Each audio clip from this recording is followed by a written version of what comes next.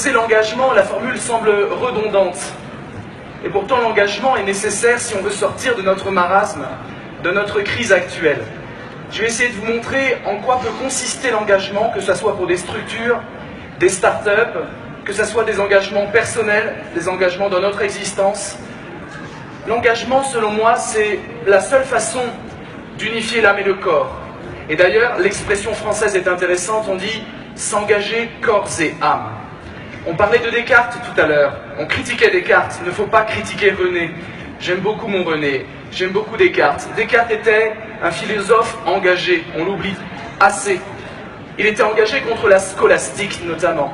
La scolastique, ce sont ces premiers de la classe qui ont tout lu, qui savent tout, qui ont dévoré les bibliothèques et qui, du haut de leur superbe, nous racontent ce que doit être le monde, décident à notre place, pontifient.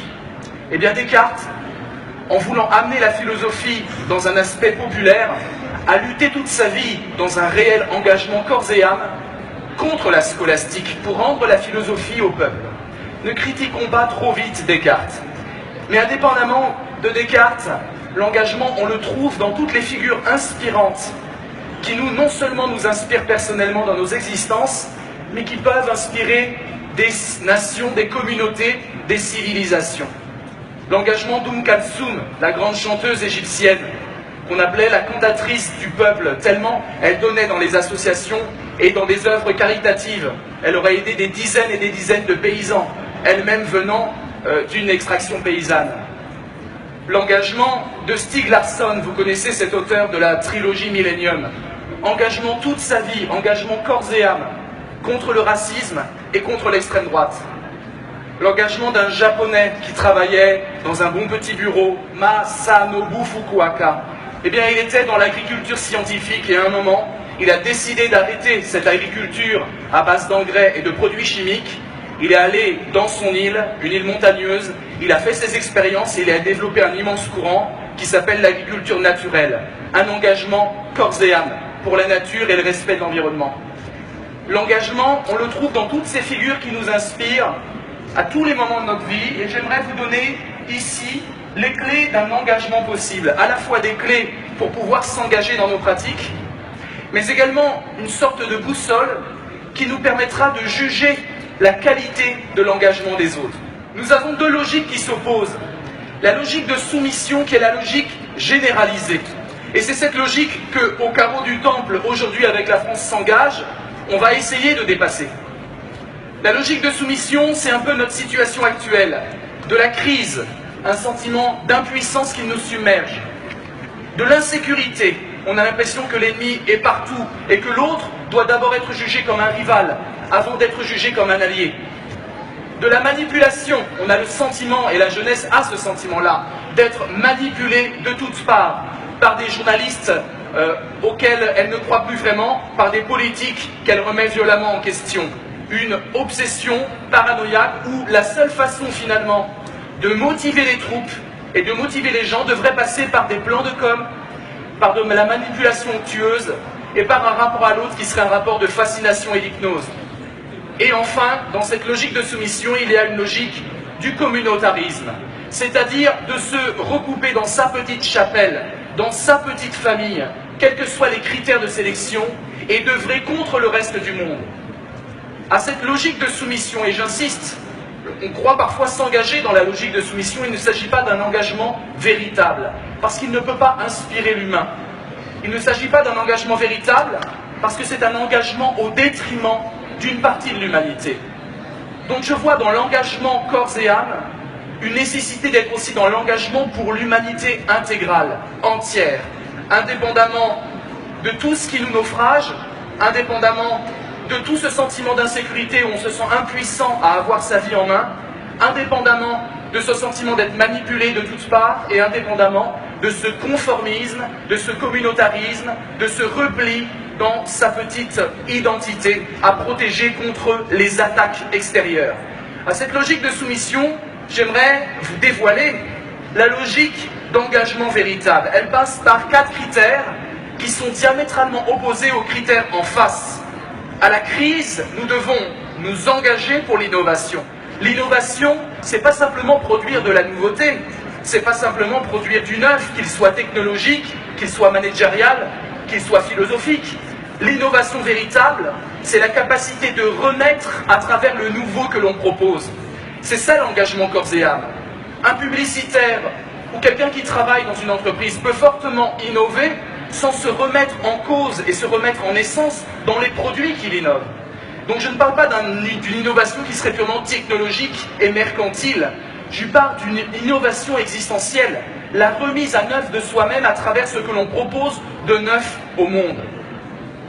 La résistance, mais pas la résistance qui serait un repli sur le passé, pas la résistance qui voudrait nous remettre dans les vieilles lunes, dans les vieilles chapelles, dans les vieux catéchismes.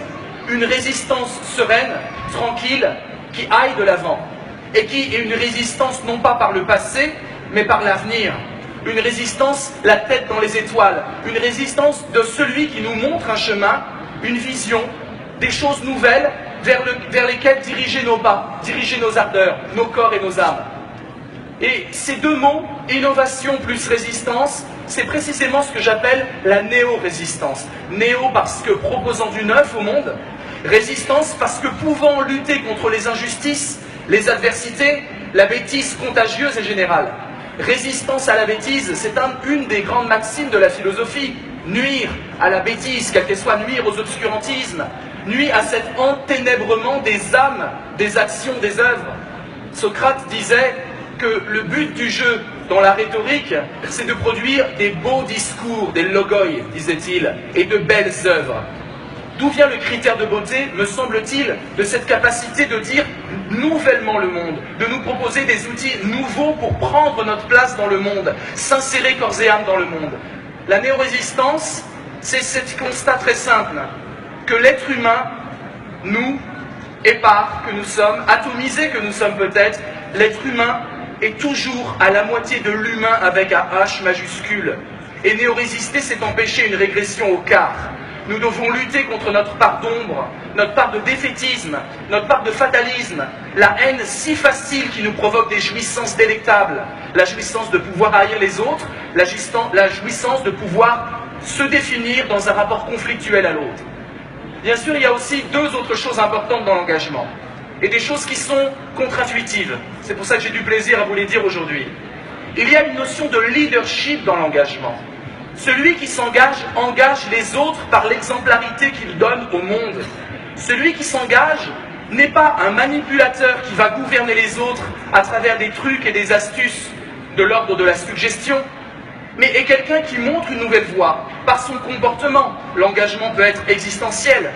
Par les œuvres qu'il produit, l'engagement peut être artistique. Je pense à Ken Loach, je pense à Costa Gavras pour le cinéma. Des auteurs engagés contre la misère, contre les magouilles politiques, pour la dignité humaine. Je pense à Sergio Bagou, immense écrivain argentin exilé au Mexique, qui toute sa vie a lutté pour les droits de l'homme et pour la démocratie en Argentine. À chaque fois dans l'engagement, il est question de montrer des voies nouvelles. Et dites-vous bien que les grandes personnalités engagées qui inspirent aujourd'hui les jeunes, qui les nourrissent, qui les fécondent, sont des personnalités qui ont été des leaders par les nouvelles propositions folles, décalées, les nouveaux possibles qu'ils pointaient du doigt lorsque les autres désignaient ces choses comme impossibles. Dernière dimension de l'engagement selon moi, la dimension de la solidarité qui s'oppose trait pour trait au communautarisme, au conformisme, à la pensée unique et au suivisme. La solidarité de l'humain pour l'humain.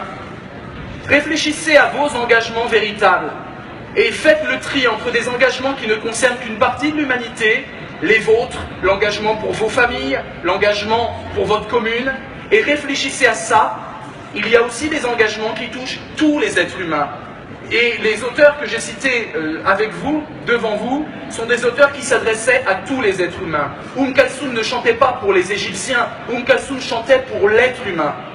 Sergio Bagou écrivait pour l'être humain et pas simplement pour l'Argentine. Nelson Mandela, à travers son combat en Afrique du Sud, travaillait pour la justice et l'humanité. Et c'est pour ça qu'il nous inspire.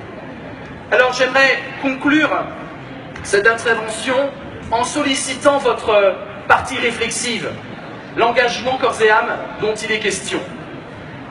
Nous sommes aujourd'hui dans des temps simplificateurs. Nous sommes aujourd'hui dans des temps brouillons, où nous avons l'impuissance à vivre et à coordonner nos actes pour créer du collectif, pour créer du nous.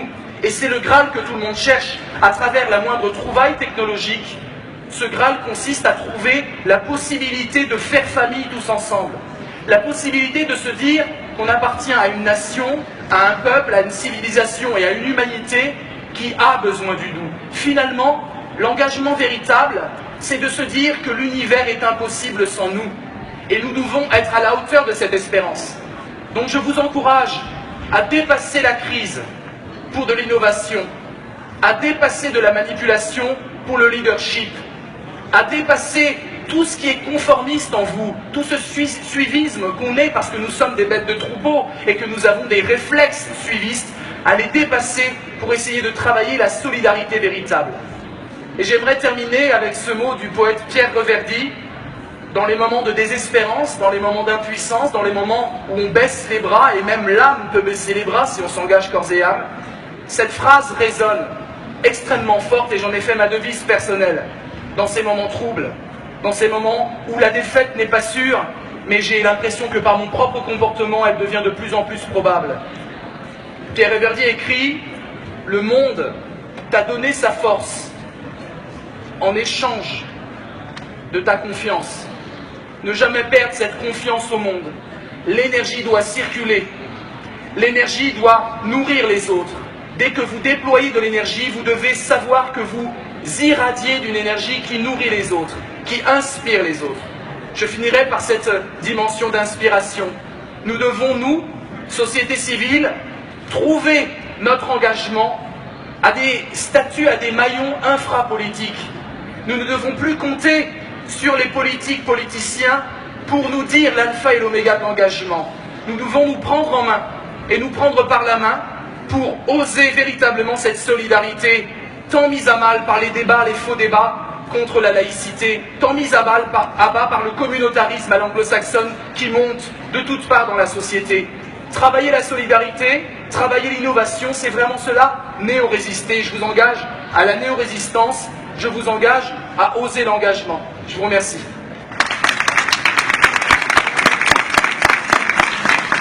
C'est important d'incarner l'engagement.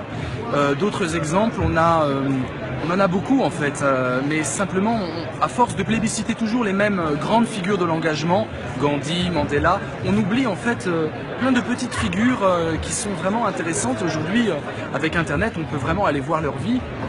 Par exemple, je pense à Charline Delporte. Charline Delporte, toute sa vie, elle s'est engagée contre les sectes.